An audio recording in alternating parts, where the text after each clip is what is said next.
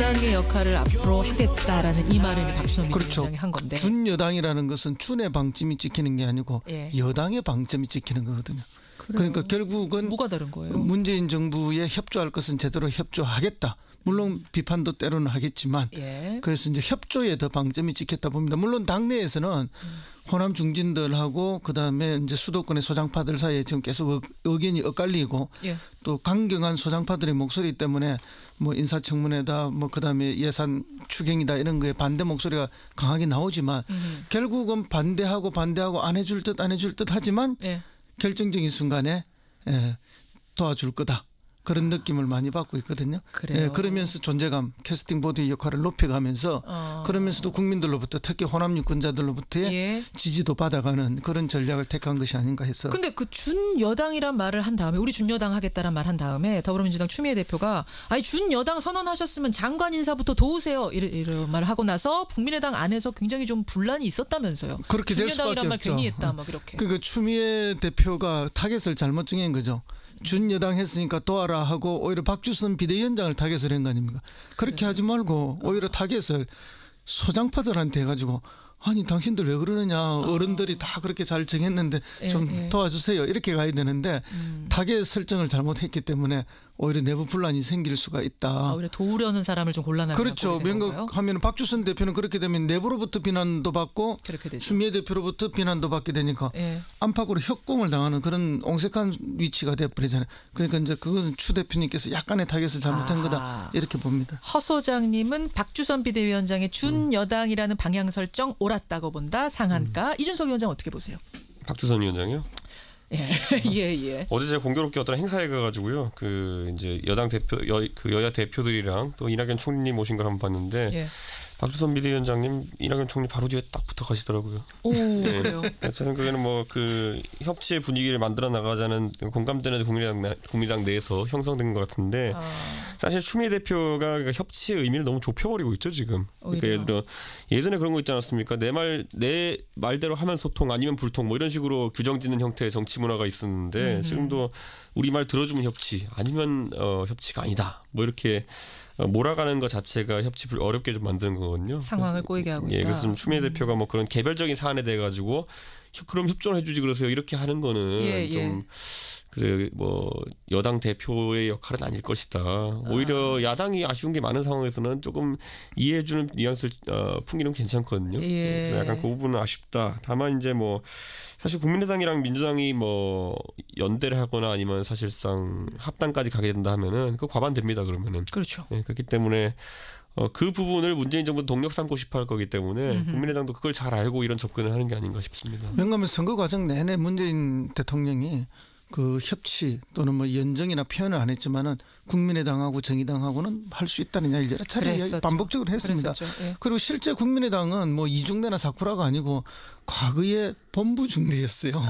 그렇죠. 동교동계를 중심으로가 본부 중대였기 때문에 정서적으로 아무 문제가 없어요. 다만 이제 뭐 여러 가지 계기 때문에 그렇게 헤어지고 뭐 비난하고 이렇게 갈라지곤 하지만 아니 부모 자식이나 형제간에도 싸웠다가 좋아졌다가 싸웠다가 좋아졌는데 뭐 그런 부분은 제가 크게 걱정하지는 않는데요. 어쨌든 그 추 의원님이 조금 여유를 가지고 봐야 되는 게 왠가하면 답답한 사람이 우물파잖아요. 그렇지만 그 아무리 국민적 지지율이 문재인 대통령이 높다 하더라도 지금은 협조를 요청하고 답답한 위치에 놓은 거는 대통령하고 여당이기 때문에 자세를 조금 더 낮추고 목마른 사람은 정부 여당이니까 그렇게 하는 태도가 필요합니다. 여기서 잠깐 그 얘기해 볼게요. 아까 박지원 전 대표가 뭐라고 했냐면 강경화 후보자 임명 강행하면 안 된다. 지금 강경화 후보자 임명 강행할 경우에는 다음 주에 국회 인준받아야 되는 김희수 후보자를 포기하는 셈이 된다. 강경화냐 김희수냐 해서 강경화 밀면 김희수 포기이자 동시에 앞으로 남은 30명의 인사청문회 뭐 이런 사람 저런 사람 많은데 다 난관일 거다. 동의하세요? 어지간해서 인사청문회에서 이제 부적격 의견 또는 어떤 지연이 나오게 됐을 때 그걸 강행하는 인사를 했던 정부가 딱 하나 있었거든요. 어디죠? 박근혜 정부거든요. 그렇죠.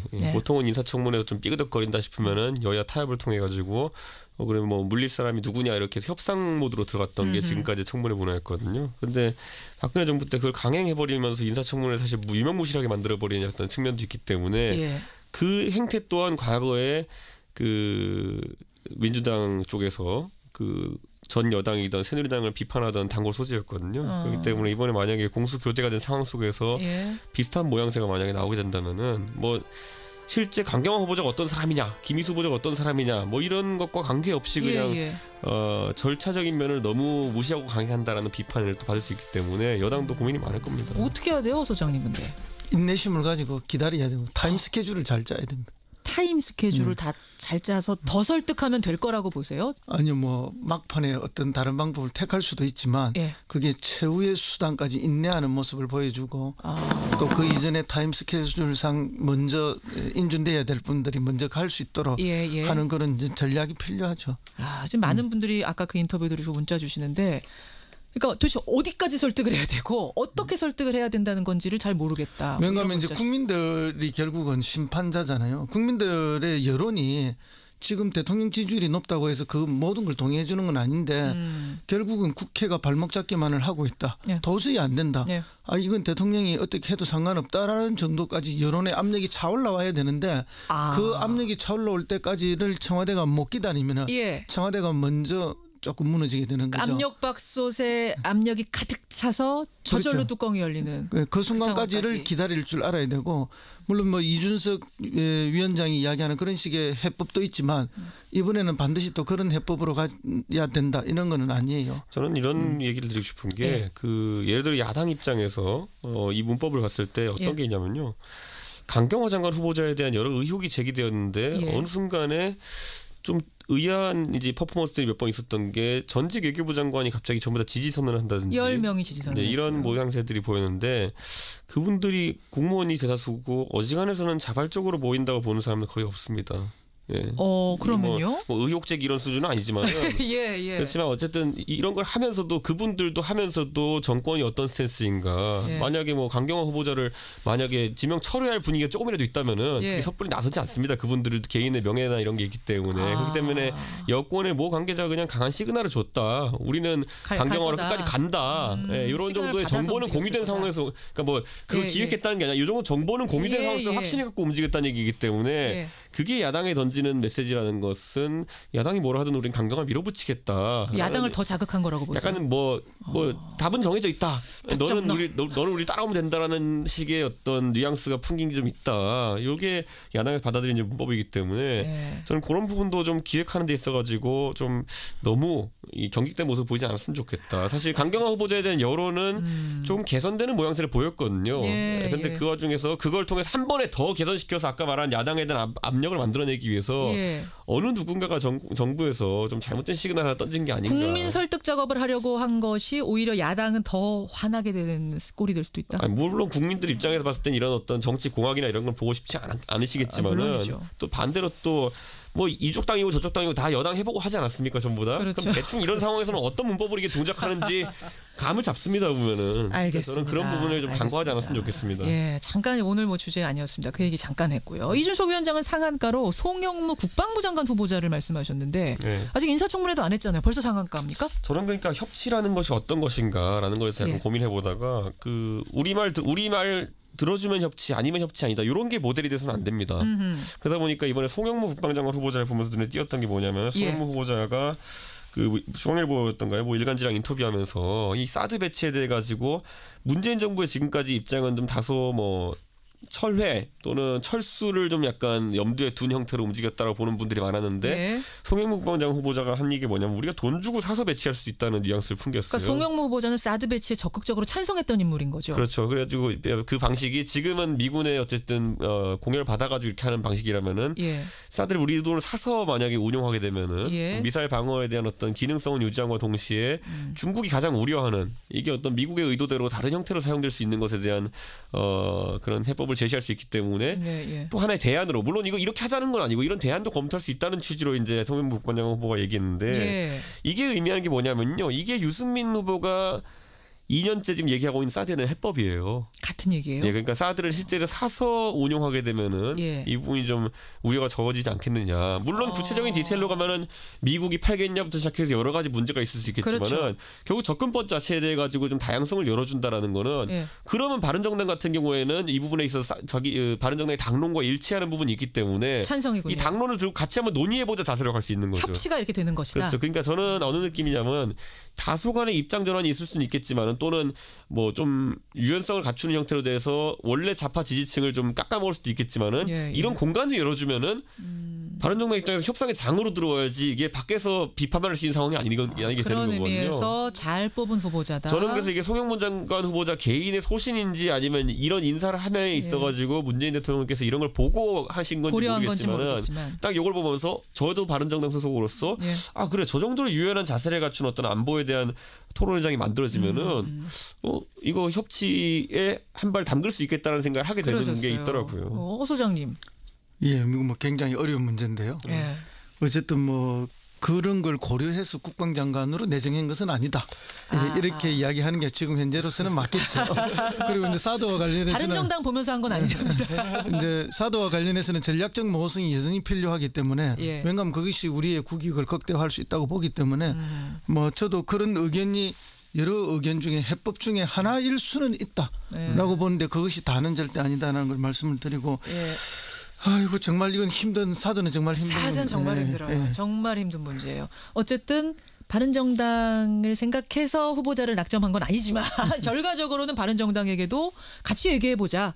협치의 공간으로 끌어들이는 좋은 결과였다. 그렇죠. 좋은 후보자였다. 그런데 이제 송영무 국방장관 내정자는 어쨌든 뭐 폭은 굉장히 넓은 것 같아요. 그래요? 어제 인터뷰에서 북계라는 표현도 썼잖아요.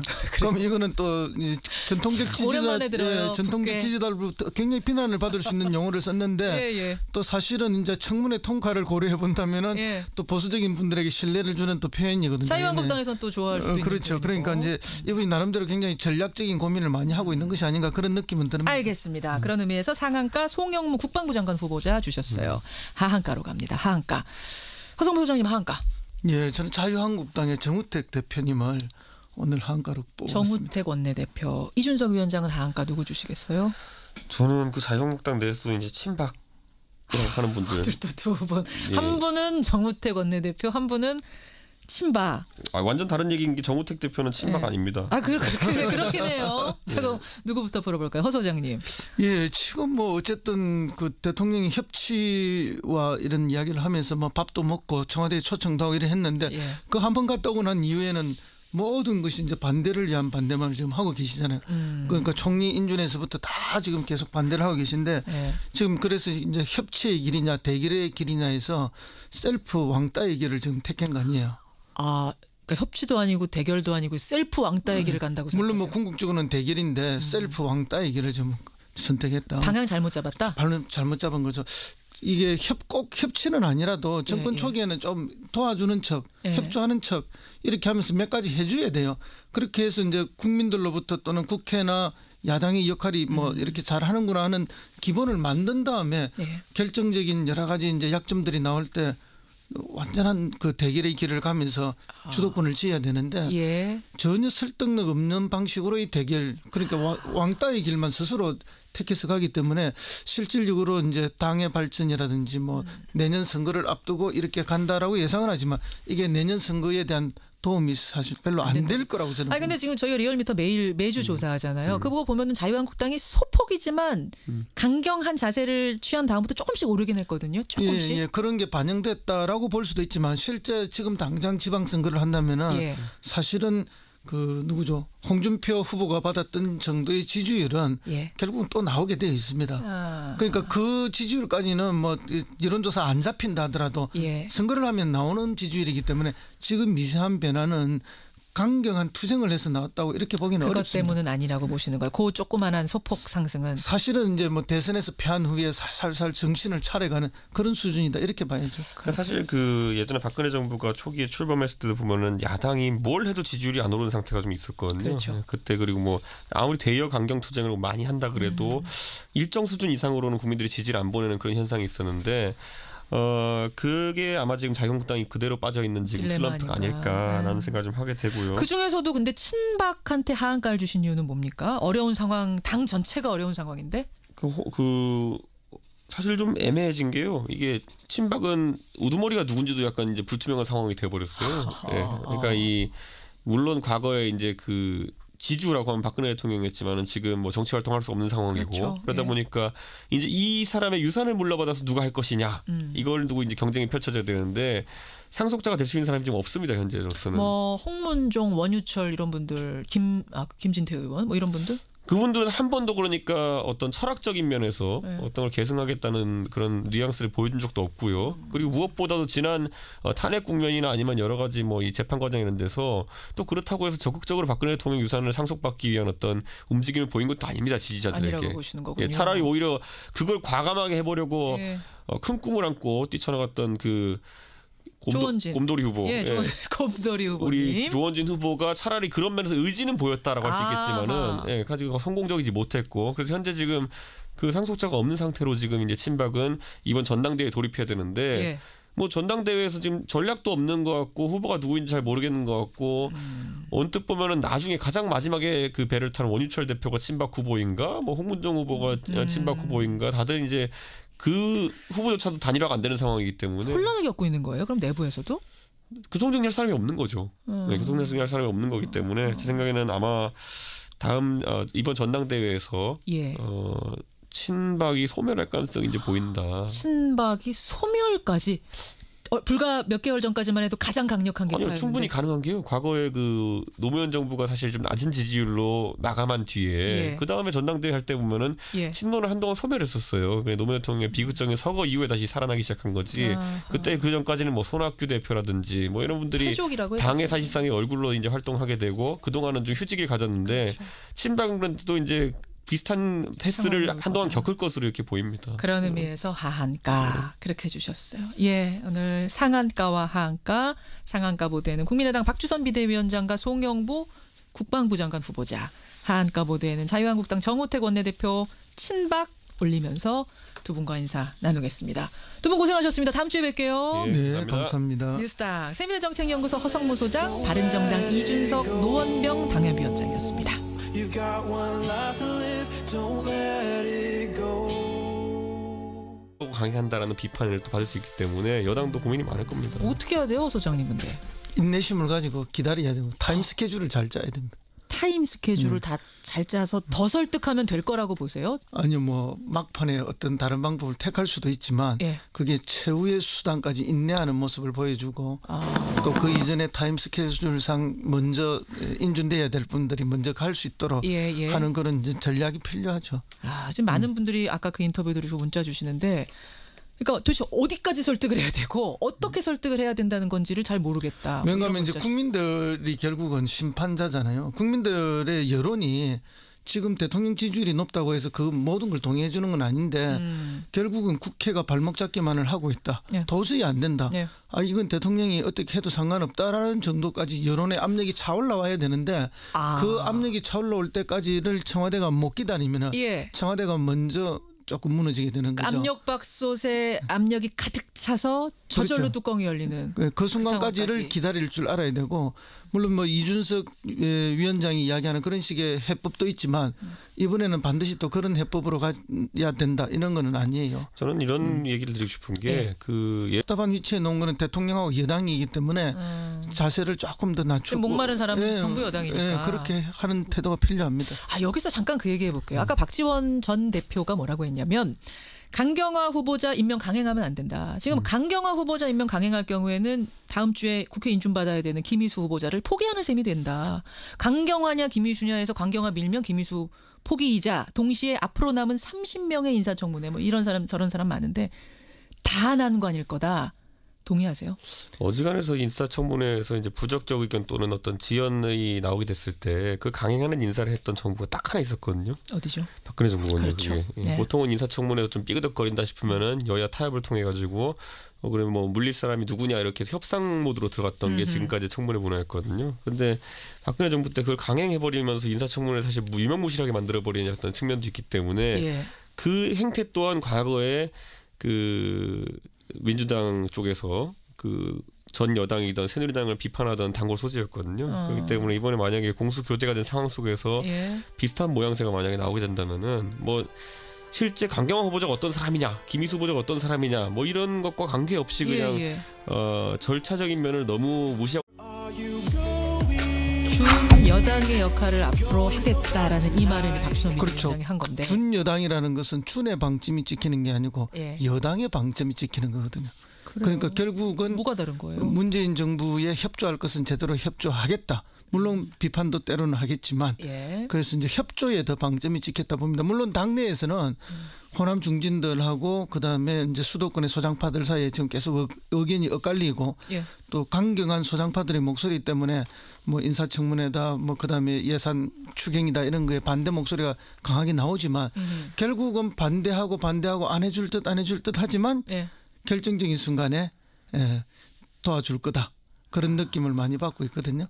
그러면서 존재감, 캐스팅 보드의 역할을 높여가면서 그러면서도 국민들로부터 특히 호남 유권자들로부터의 지지도 받아가는 그런 전략을 택한 것이 아닌가 해서. 근데 그 준 여당이란 말을 한 다음에 우리 준 여당 하겠다란 말 한 다음에 더불어민주당 추미애 대표가 아니 준 여당 선언하셨으면 장관 인사부터 도우세요 이런 말을 하고 나서 국민의당 안에서 굉장히 좀 분란이 있었다면서요. 그렇게 될 수밖에 없죠. 준 여당이란 말 괜히 했다 막 이렇게. 그러니까 추미애 대표가 타겟을 잘못 정한 거죠.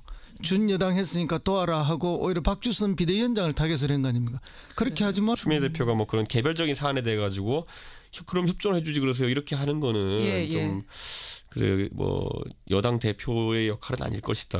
오히려 야당이 아쉬운 게 많은 상황에서는 조금 이해해주는 뉘앙스를 풍기는 괜찮거든요. 그래서 약간 그 부분은 아쉽다. 다만 이제 뭐 사실 국민의당이랑 민주당이 뭐 연대를 하거나 아니면 사실상 합당까지 가게 된다 하면은 그 과반됩니다. 그러면은 그렇죠. 그렇기 때문에 그 부분을 문재인 정부 동력 삼고 싶어 할 거기 때문에 국민의당도 그걸 잘 알고 이런 접근을 하는 게 아닌가 싶습니다. 왜냐하면 선거 과정 내내 문재인 대통령이 그 협치 또는 뭐 연정이나 표현을 안 했지만은 국민의당하고 정의당하고는 할 수 있다는 여러 차례 반복적으로 했습니다.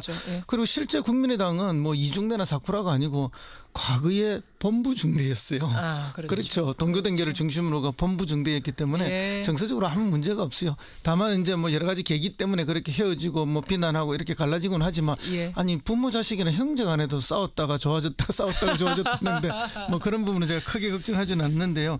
어쨌든 그 추 의원님이 조금 여유를 가지고 봐야 되는 게 왠가하면 답답한 사람이 우물파잖아요. 그렇지만 그 아무리 국민적 지지율이 문재인 대통령이 높다 하더라도 지금은 협조를 요청하고 따르고 오히려 타겟을 소장파들한테 해가지고 아니 당신들 왜 그러느냐 어른들이 다 그렇게 잘 정했는데 좀 도와주세요 이렇게 가야 되는데 타겟 설정을 잘못했기 때문에 오히려 내부 분란이 생길 수가 있다. 오히려 도우려는 사람을 좀 곤란하게 그렇죠. 명각하면 박주선 대표는 그렇게 되면 내부로부터 비난도 받고 추미애 대표로부터 비난도 받게 되니까 안팎으로 협공을 당하는 그런 옹색한 위치가 돼버리잖아요. 그러니까 이제 그것은 추 대표님께서 약간의 타겟을 잘못한 거다 이렇게 봅니다. 허 소장님은 박주선 비대위원장의 준 여당이라는 방향 설정 옳았다고 본다. 상한가. 이준석 위원장 어떻게 보세요? 박주선 위원장이요? 어제 제가 공교롭게 어떤 행사에 가가지고요. 그 이제 여당 대표 여야 대표들이랑 또 이낙연 총리님 오신 걸 한번 봤는데 박주선 비대위원장님 이낙연 총리 바로 뒤에 딱 붙어 가시더라고요. 그래요. 제 생각에는 뭐 그 협치의 분위기를 만들어 나가자는 공감대는 국민의당 내에서 형성된 것 같은데 사실 추미애 대표가 그러니까 협치의 의미를 너무 좁혀버리고 있죠 지금. 그러니까 예를 들어 예전에 그런 거 있지 않았습니까? 내 말대로 하면 소통 아니면 불통 뭐 이런 식으로 규정짓는 형태의 정치 문화가 있었는데 지금도 우리 말 들어주면 협치 아니면 협치가 아니다. 뭐 이렇게 몰아가는 것 자체가 협치 어렵게 좀 만드는 거거든요. 상황을 꼬이게 하고 있다. 그래서